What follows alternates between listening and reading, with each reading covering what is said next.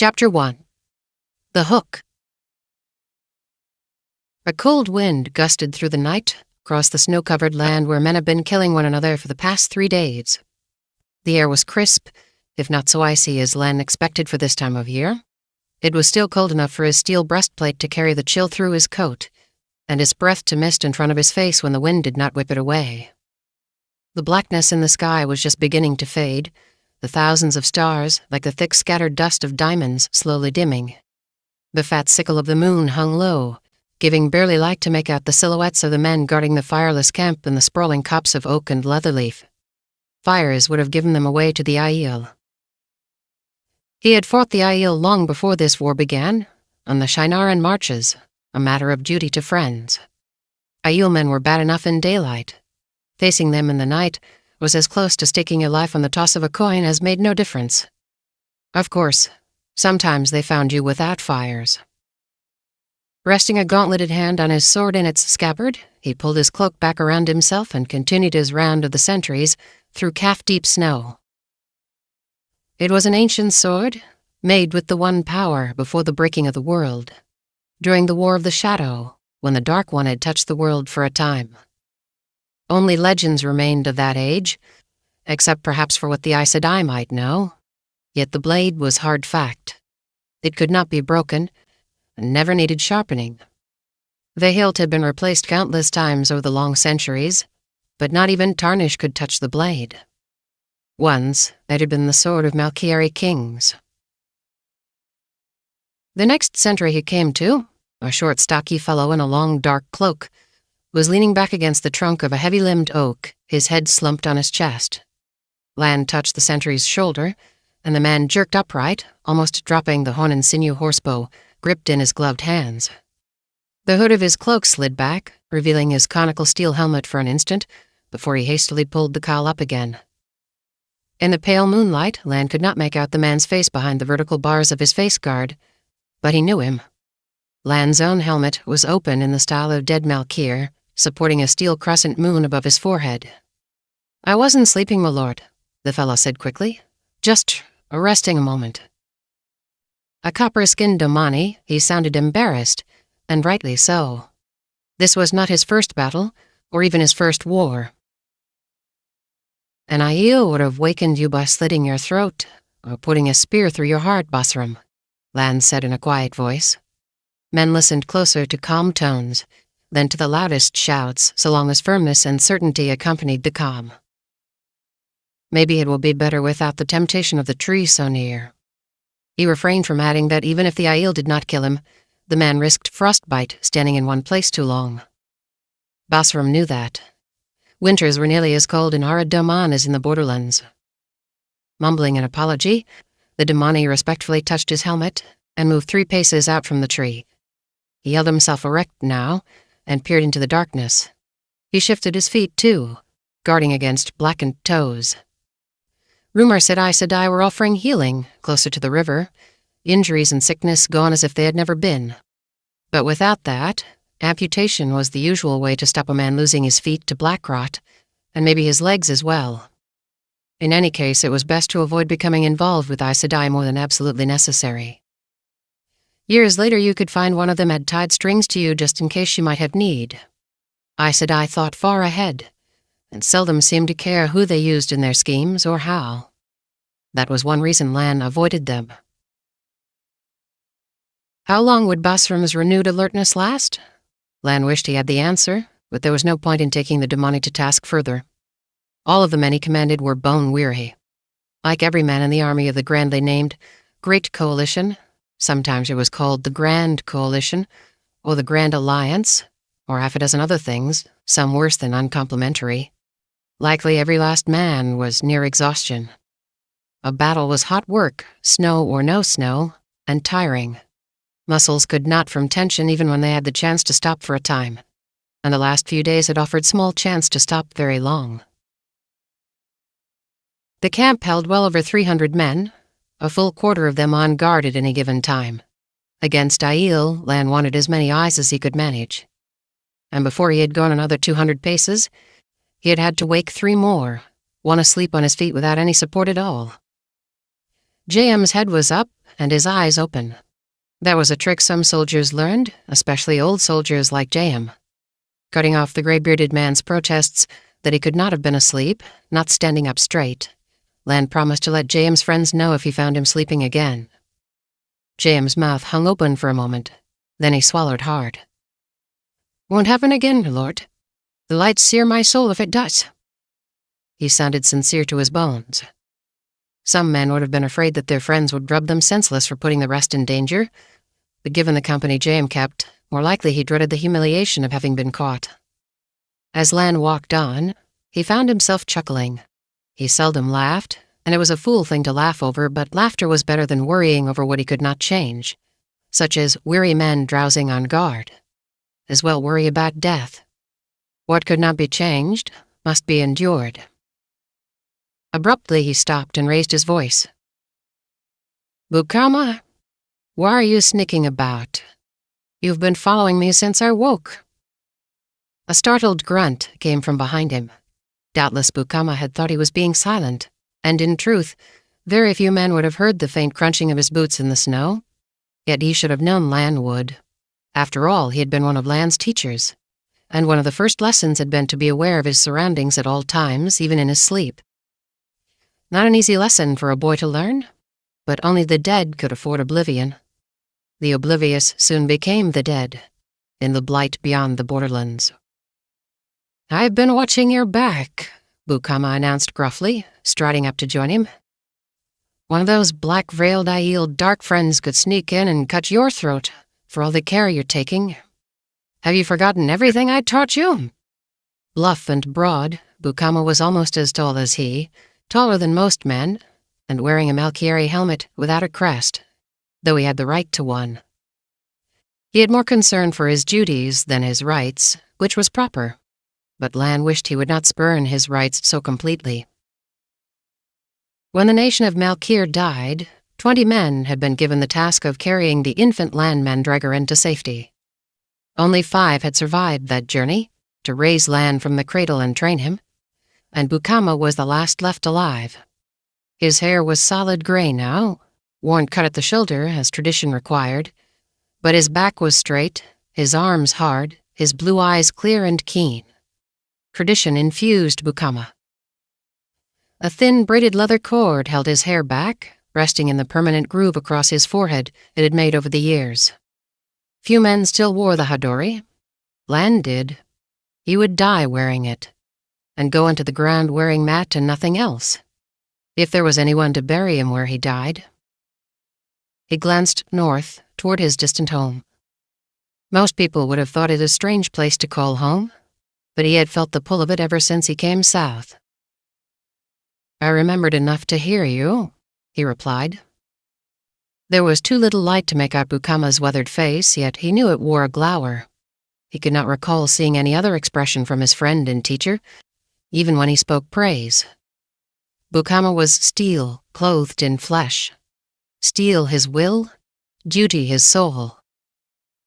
"Do you still believe the Aiel are pledged to the Dark One?" The other man made a sign to ward off evil, as if Lan had spoken the Dark One's true name, Shaitan. They had both seen the misfortune that followed speaking that name aloud, and Bukama was one of those who believed that merely thinking it drew the Dark One's attention.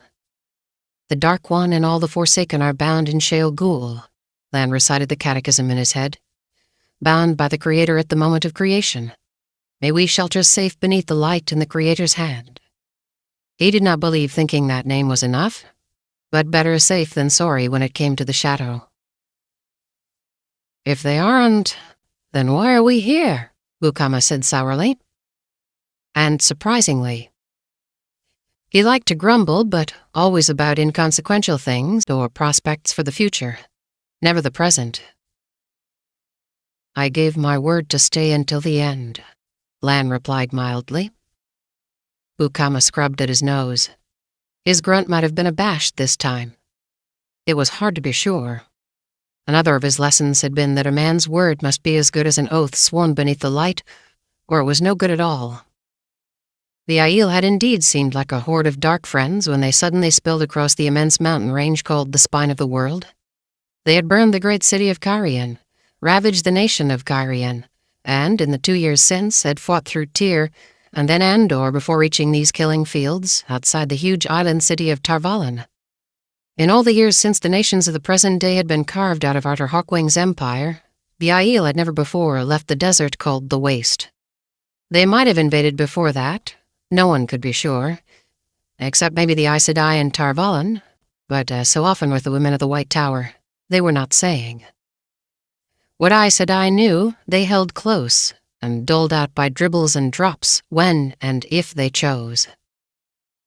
In the world outside of Tarvalon, though, many men had claimed to see a pattern. 1,000 years had passed between the breaking of the world and the Trolloc Wars, or so most historians said. Those wars had destroyed the nations that existed then, and no one doubted that the Dark One's hand had been behind them, imprisoned or not, as surely as it had been behind the War of the Shadow and the breaking and the end of the Age of Legends. 1,000 years from the Trolloc Wars until Hawkwing built an empire, and that too was destroyed after his death, in the War of the 100 Years. Some historians said they saw the Dark One's hand in that war too.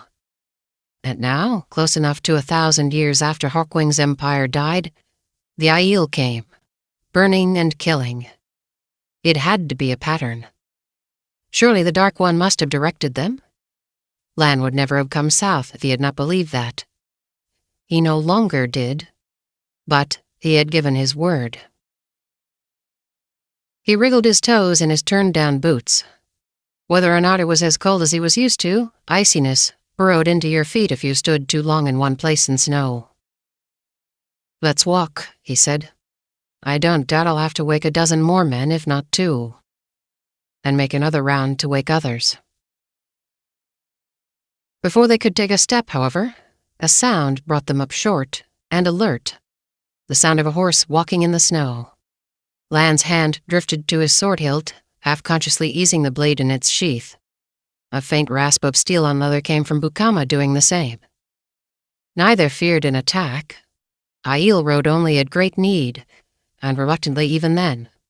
But a lone horseman at this hour had to be a messenger, and messengers rarely brought good news these days, especially not in the night. Horse and rider materialized out of the darkness following a lean man afoot, one of the sentries by the horsebow he carried. The horse had the arched neck of good Tyran bloodstock, and the rider was plainly from Tyr as well. For one thing, the scent of roses came ahead of him on the wind, from the oils glistening on his pointed beard, and only Tyrans were fool enough to wear scent, as if the Aiel had no noses. Besides, no one else wore those helmets, with a high ridge across the top and a rim that cast the man's narrow face in shadow. A single short white plume on the helmet marked him an officer, an odd choice for a messenger, albeit an officer of low rank. He huddled in his high-cantled saddle and held his dark cloak tightly around him. He seemed to be shivering. Tyr lay far to the south. On the coast of Tyr it never snowed so much as a single flake. Lan had never quite believed that, whatever he had read, until he had seen it for himself. "Here he is, my lord," the sentry said in a hoarse voice. A grizzled Saldaean named Rakim.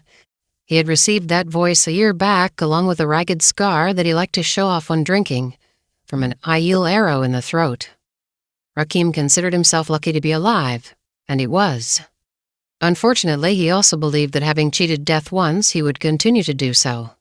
He took chances, and even when not drinking he boasted about his luck, a fool thing to do. There was no point to taunting fate. "Lord Mandragoran." The rider drew rein in front of Lan and Bukama. Remaining in his saddle, he eyed them uncertainly, no doubt because their armor was unadorned, their coats and cloaks plain wool and somewhat worn. A little embroidery was a fine thing, but some southern men decked themselves out like tapestries. Likely under his cloak, the Tyran wore a gilded breastplate and a silk satin coat striped in his house colors.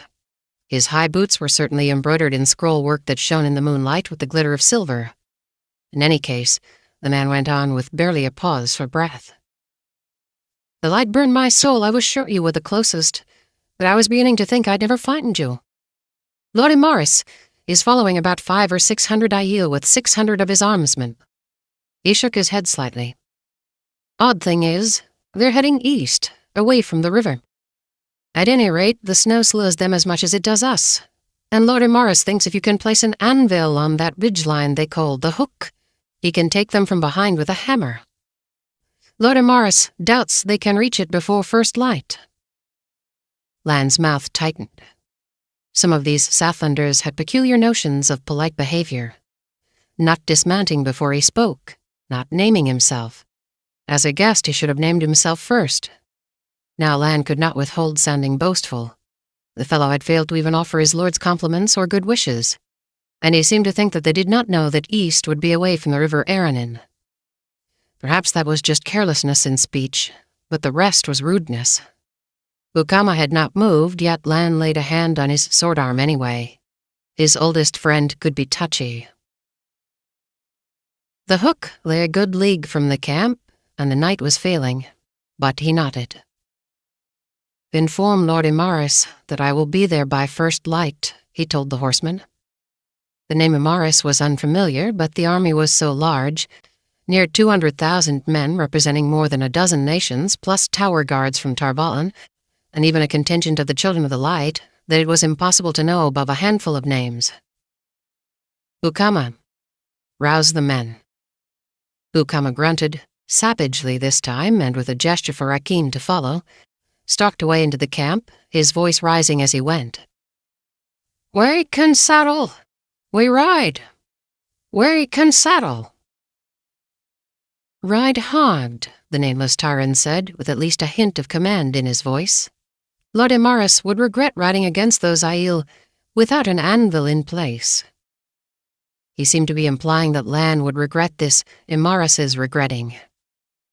Lan formed the image of a flame in his mind and fed emotion into it, not anger alone, but everything, every scrap, until it seemed that he floated in emptiness. After years of practice, achieving Kodi, the oneness, needed less than a heartbeat. Thought and his own body grew distant, but in this state he became one with the ground beneath his feet, one with the night, with the sword he would not use on this mannerless fool. "I said that I would be there," he said levelly. "What I say, I do." He no longer wished to know the man's name. The Tyran offered him a curt bow from his saddle, turned his horse, and booted the animal to a quick trot. Lan held the Kodi a moment longer to be sure his emotions were firmly under control. It was beyond unwise to enter battle angry. Anger narrowed the vision and made for foolish choices. How had that fellow managed to stay alive this long? In the borderlands, he would have sparked a dozen duels in a day. Only when Lan was sure that he was calm, almost as cool as if he were still wrapped in the oneness, did he turn. Summoning the Tyran's shadowed face brought no anger with it. Good.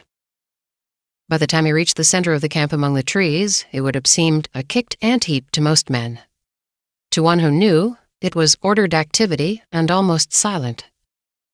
No wasted motion or breath. There were no tents to be struck, since pack animals would have been an encumbrance when it came to fighting. Some men were already on their horses, breastplates buckled in place, helmets on their heads, and in their hands, lances tipped with a foot or more of steel. Nearly all of the rest were tightening saddle girths or fastening leather-cased horse bows and full quivers behind the tall cantles of their saddles. The slow had died in the first year fighting the Aiel. Most now were Saldaeans in Kandori, the rest Domani. Some Malkieri had come south, but Lan would not lead them, not even here.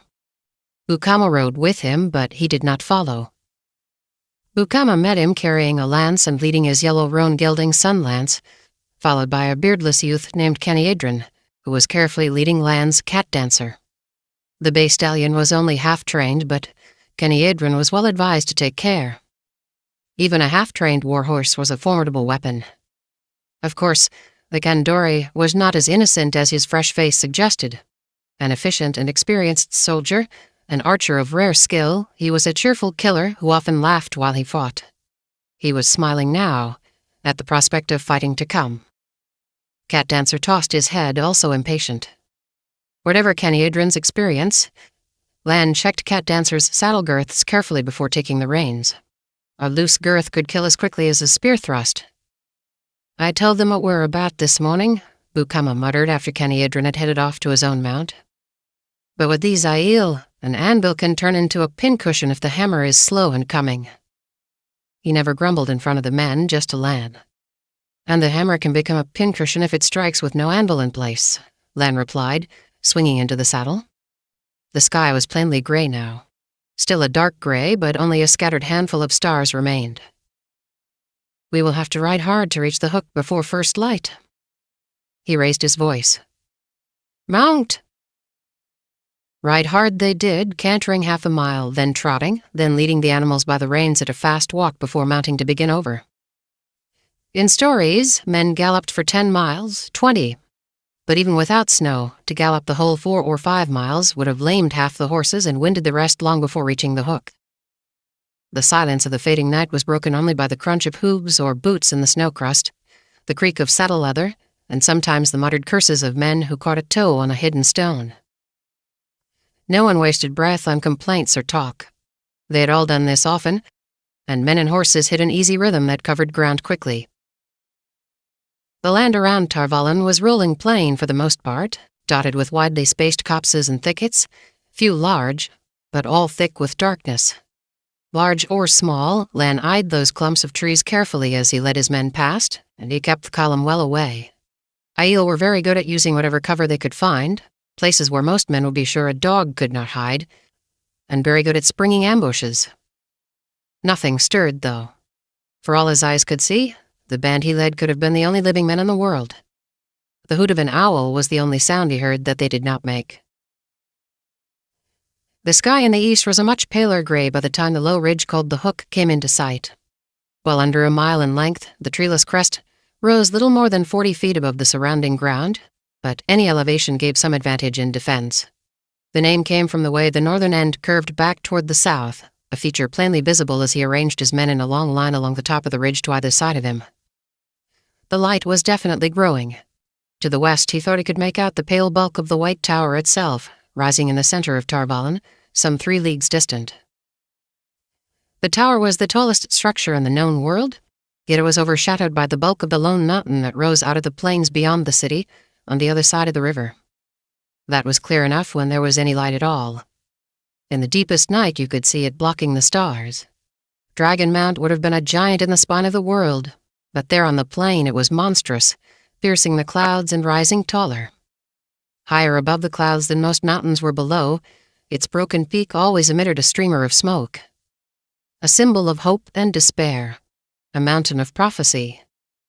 Glancing at it, Bukama made another sign against evil. No one wanted that prophecy fulfilled, but it would be, of course, one day. From the ridgeline, gentle rolling ground ran more than a mile to the west to one of the larger thickets, half a league wide. 3 trampled paths crisscrossed the snow between, where large numbers of horses or men afoot had passed. Without going closer, it was impossible to say who had made them, Aiel or men of the so-called coalition, only that they had been made since the snowfall stopped, late 2 days ago. There was no sign of Aiel yet, but if they had not changed direction, which was always possible, they could appear out of those trees any moment. Without waiting for Lan's order, men drove their lances point down into the ground beneath the snow, but they could be snatched up again easily at need. Uncasing their horse bows, they pulled arrows from their quivers and nocked them but did not draw. Only newlings thought they could hold a drawn bow for long. Lan alone carried no bow. His duty was to direct the fight, not to select targets. The bow was the preferred weapon against the Aiel, though many Southlanders disdained it. Imaris and his Tyrans would ride straight into the Aiel with their lances and swords. There were times when that was the only way, but it was foolish to lose men needlessly before you must, and as surely as peaches were poison, you did lose men in close quarters with Aiel. He had no fear that the Aiel would turn aside on seeing them. They were not wild fighters, no matter what some said. They refused battle when the odds were too great. But 600 Aiel would see the numbers as just right. They would be facing fewer than 400, although placed on the high ground. They would rush forward to attack and be met with a hail of arrows. A good horsebow could kill a man at 300 paces and wound at 4, if the man drawing it had the skill. That was a long corridor of steel for the Aiel to run. Unfortunately, they carried bows made of horn and sinew too, just as effective as the horse bows. The worst would be if the Aiel stood and exchanged arrows. Both sides would lose men, however quickly Imaris arrived. Best would be if the Aiel decided to close. A running man could not shoot a bow with any accuracy. At least it would be best if Imaris was not behind time. Then the Aiel might try for the flanks, especially if they knew they were being followed, and that would kick open the hornet's nest. Either way, when Imaris struck them from the rear, Lan would gather the lances and ride down. In essence, that was the hammer and anvil. One forced to hold the Aiel in place until the other struck it, then both closing in.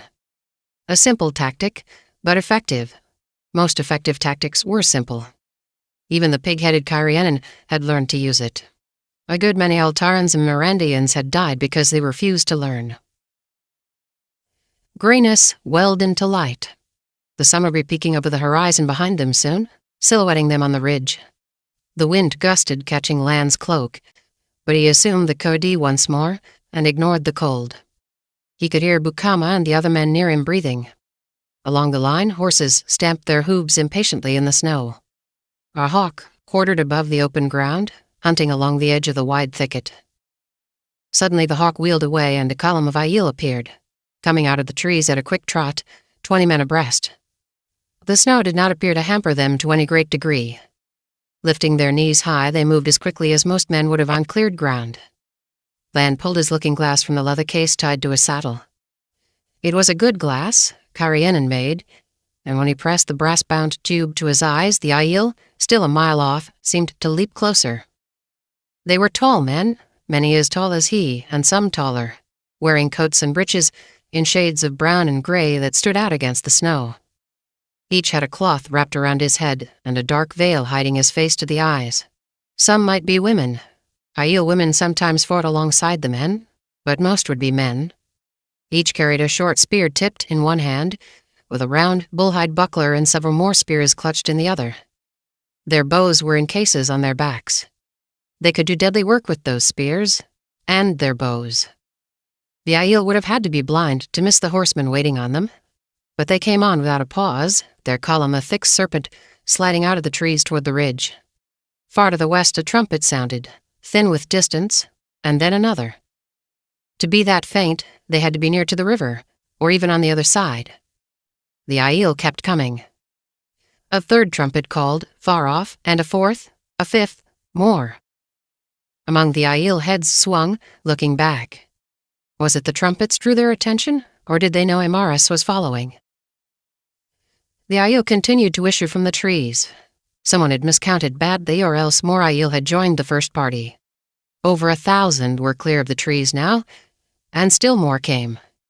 1,500, and more behind. He slid the looking-glass back into its case. "Embrace death," Bukama muttered, sounding like cold steel, and Lan heard other borderlanders echo the words. He merely thought them. It was enough. Death came for every man eventually, and seldom where or when he expected. Of course, some men died in their beds, but from boyhood, Lan had known he would not. Calmly he looked left and right along the line of his men. The Saldaeans and Kandori were standing firm, of course, but he was pleased to see that none of the Domani showed any signs of edginess either. No one looked over his shoulder for a path to run. Not that he expected any less after 2 years fighting alongside them, but he always had more trust of men from the borderlands than elsewhere. Bordermen knew that sometimes hard choices had to be made. It was in their bones. The last of the Aiel cleared the trees, easily 2,000 of them, a number that changed everything and nothing. 2,000 Aiel were enough to overrun his men and still deal with Imaris, unless the Dark One's own luck was with them. The thought of withdrawing never arose. If Imaris struck without the anvil in place, the Tyrans would be slaughtered. But if he could hold until Imaris arrived, then both hammer and anvil might be able to draw clear. Besides, he had given his word. Still, he did not mean to die here to no purpose, nor to have his men die to none. If Imaris failed to arrive by the time the Aiel came inside 200 paces, he would wheel his company off the ridge and try to ride around the Aiel to join the Tyran. Sliding his sword from its scabbard, he held it loosely at his side. It was just a sword now, with nothing about it to catch the eye or set it out. It would never again be anything except a sword. But it held his past and his future. The trumpets to the west were sounding almost continuously. Abruptly, one of the Aiel in the front of the column raised his spear overhead, holding it up for the length of 3 strides. When he brought it down, the column came to a halt. A good 500 paces separated them from the ridgeline, well beyond bowshot. Why, under the light? As soon as they were halted, the rear half of the column turned to face the way they had come. Were they simply being cautious? Safer to assume they knew about Himaris. Drawing out his looking-glass again, left-handed, he studied the Aiel.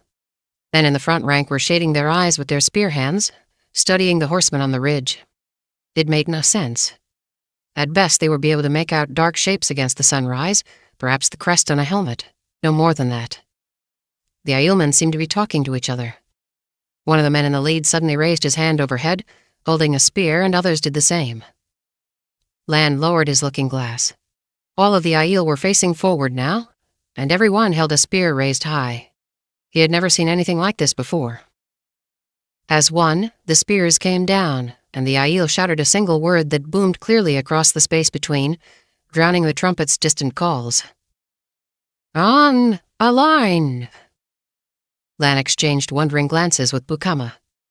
That was the old tongue, the language that had been spoken in the Age of Legends, and in the centuries before the Trolloc Wars. The best translation Lan could come up with was, "one man alone." But what did it mean? Why would the Aiel shout such a thing? "They're moving," Bukama muttered. And the Aiel were. But not toward the ridge. Turning northward, the column of veiled Aiel quickly reached a trot again, and, once the head of it was well beyond the end of the ridge, began to angle eastward once more. Madness piled on madness. This was no flanking maneuver, not only on one side. "Maybe they're going back to the waste," Kenny Idrin called. He sounded disappointed. Other voices scoffed him loudly. The general view was that the Aiel would never leave until they were all killed. "Do we follow?" Bukama asked quietly. After a moment, Lan shook his head. "We will find Lord Imaris and talk, politely, concerning hammers and anvils," he said. He wanted to find out what all those trumpets were about, too. This day was beginning strangely, and he had the feeling there would be more oddities before it was done.